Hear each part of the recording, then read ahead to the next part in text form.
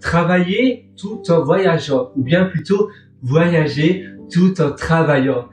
Tu vas certainement te demander, d'accord, c'est vrai qu'il y a plein de personnes qui maintenant sont des digital nomades, qui voyagent en travaillant, ils sont freelance, ils sont par exemple dans des espaces de coworking, et ça paraît assez sympa, ou bien même pas des espaces de coworking, ça peut être ailleurs, ou dans des coffee shops, dans des Starbucks, ils travaillent depuis leur PC, ou dans des chambres d'hôtel, et en même temps ils voyagent et ils font le tour du monde.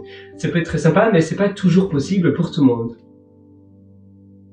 Et pourtant, tu sais, maintenant, depuis la pandémie du Covid-19, eh bien, la plupart des sociétés dans le monde proposent de travailler à domicile. C'est même devenu une compétition parce que de plus en plus de sociétés proposent cela, donc les autres sont presque obligés de le proposer.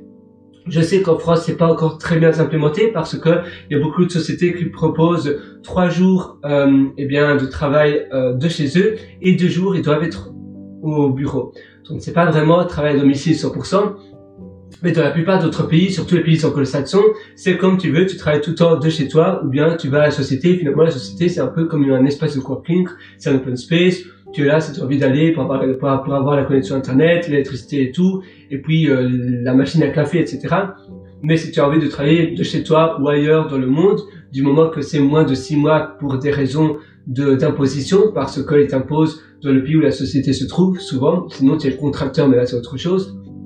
Ce contracteur, c'est finalement freelance, mais si tu es vraiment un salarié de la société, tu dois en général pas sortir du pays pendant plus de 6 mois. Mais tu peux, sinon, voilà, il n'y a pas vraiment de raison pour eux, c'est flexible, les horaires sont très flexibles, tu travailles quand tu veux et tu peux te trouver où tu as envie. Et ça, c'est vraiment, c'est la beauté des sociétés, des travails en informatique, des travails où tu peux faire ton travail sur ton ordinateur, marketing, copywriting, tout ce qui est design, tout ce qui est programmation, etc. C'est vrai que pour les autres métiers, c'est plus difficile, tu n'as pas autant de flexibilité. Mais pourtant, travailler d'où tu te trouves, ça, voilà, si demain tu as envie d'aller au Chili ou à Costa Rica et que tu peux travailler de là, ça augmente aussi ton happiness, ta motivation, et en même temps tu peux voyager un peu partout. Si tu te trouves dans des pays où le coût de la vie est moins cher, tu vas aussi faire de fortes économies en effet. Donc il y a toujours un moyen finalement de voir comment tu peux faire cela. Il y a toujours une astuce.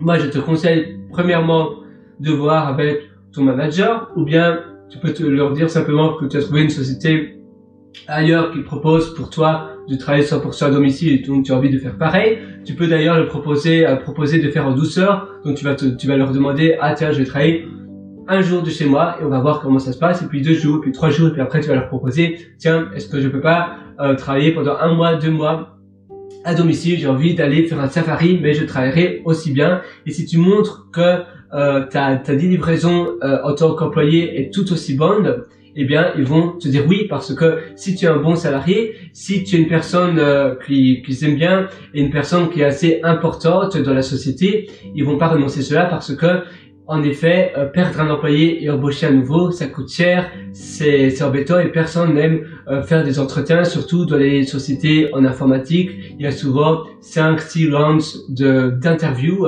c'est-à-dire que tu as en général 3, 4, 5, 6 interviews différentes qui durent pour chacune souvent 1 heure, une demi-heure, 2 heures, 3 heures, même une demi-journée. Tu dois envoyer des tests techniques, tu dois vérifier si la logique est bonne, etc. Et ça prend énormément de temps. Donc pour eux, justement, ils veulent te garder dans la société et ça coûte cher parce qu'ils payent aussi des recruteurs. Il y a une commission et souvent la commission par recruteur, c'est 5 000 ou 10 000 $, du moins dans le pays où je me trouve en Australie. Mais c'est plus ou moins similaire, dépendant du coût de la vie dans les autres pays. Et donc tu as justement tout ton intérêt de travailler tout en voyageant. Et finalement la vie est courte et la vie passe beaucoup plus vite que ce que tu le crois. Et si tu penses que c'est pas encore le bon moment, eh bien finalement demander ne coûte rien. Si tu ne demandes pas, tu as de toute manière la réponse non. Mais si tu demandes, eh bien tu auras certainement peut-être la réponse oui, mais au moins tu as 50-60% de chances que ça soit un oui, même peut-être encore beaucoup plus.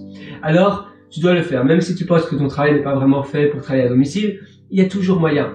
Il y a toujours moyen de s'arranger, ou peut-être que tu peux être promu dans une autre division de la société. Tu peux peut-être avoir une promotion en faisant un autre rôle. Moi, j'avais un collègue qui était, s'occupait du customer service avec des clients professionnels. Il connaissait super bien le logiciel, etc.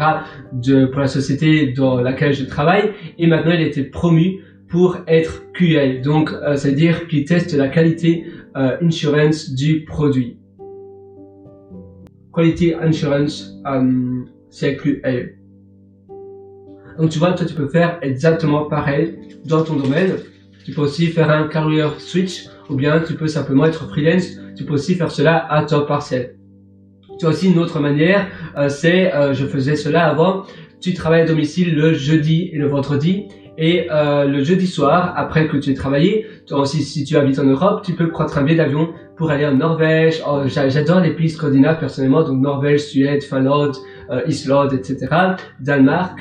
Et le vendredi, je travaille donc depuis mon Airbnb ou de ma chambre, ou bien de ma chambre d'hôtel. Et puis après, le samedi, dimanche, je continue à voyager dans la nouvelle ville ou dans le nouveau pays où je me trouvais. Et le lundi matin, je retournais au bureau. Et donc, le jeudi soir, tu vois, le jeudi soir, parfois je prenais simplement un seul jour pour travailler de chez moi. Donc le jeudi soir après le bureau, je prenais mon billet d'avion, je prenais mon avion ou c'était un vol du soir.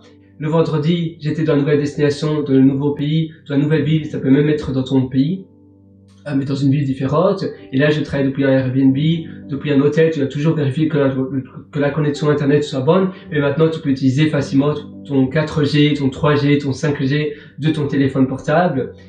C'est très facile de hotspotter, donc de partager ta connexion Internet avec ton téléphone. Je travaillais d'où je me trouvais, et puis après, tu as le week-end. Tu peux même faire cela à partir du jeudi, et donc tu pars le mercredi soir. Tu as le jeudi, durant la journée, par exemple de 9h à 17h, tu travailles de l'endroit où tu te trouves. Tu as le lunch quand même pour un peu visiter, la pause de midi. Et puis après, le soir, l'après-midi, après 17h, eh bien, je pouvais voyager dans ma nouvelle ville, dans ma nouvelle destination. Le vendredi, c'était la même chose que le jeudi. J'avais de 9h à 17h. Souvent le vendredi, d'ailleurs, dans certaines sociétés, tu termines plus tôt, vers 16h. Et puis après, j'avais une soirée plus longue dans la nouvelle destination où je me trouvais. Et puis après, j'avais le week-end. Et finalement, ça fait 4 jours. Et si tu fais cela quasiment tous les week-ends, eh bien, tu peux voyager énormément. Alors voilà. Je te conseille de faire cela, moi je suis vraiment avec toi. Voyager c'est super parce que ça ouvre vraiment l'esprit, le monde est tellement grand pour ne pas voyager. Et là finalement, tu maries travail avec voyage. Donc tu vas transformer le travail en une partie de plaisir. Le travail ne sera plus vu comme un travail, mais comme une détente, comme un moment beaucoup plus agréable parce que tu vas te trouver ailleurs, dans un endroit différent. Et souvent, rien que travailler dans un endroit différent, eh bien, tu es moins distrait ou bien tu es plus motivé, tu es davantage motivé. Si tu veux aller davantage dans la motivation, si tu aimerais en apprendre davantage sur cela, je t'ai aussi concocté un atelier qui s'appelle Immersion Profonde, la méthode DEEP de l'immersion profonde. Ça se trouve sur mon site pierrewriter.com et tu auras un lien sur le menu du haut qui s'appelle mes méthodologies. Tu cliques dessus et tu trouveras mon atelier Immersion Profonde. À très bientôt sur ce, je te souhaite tout le meilleur.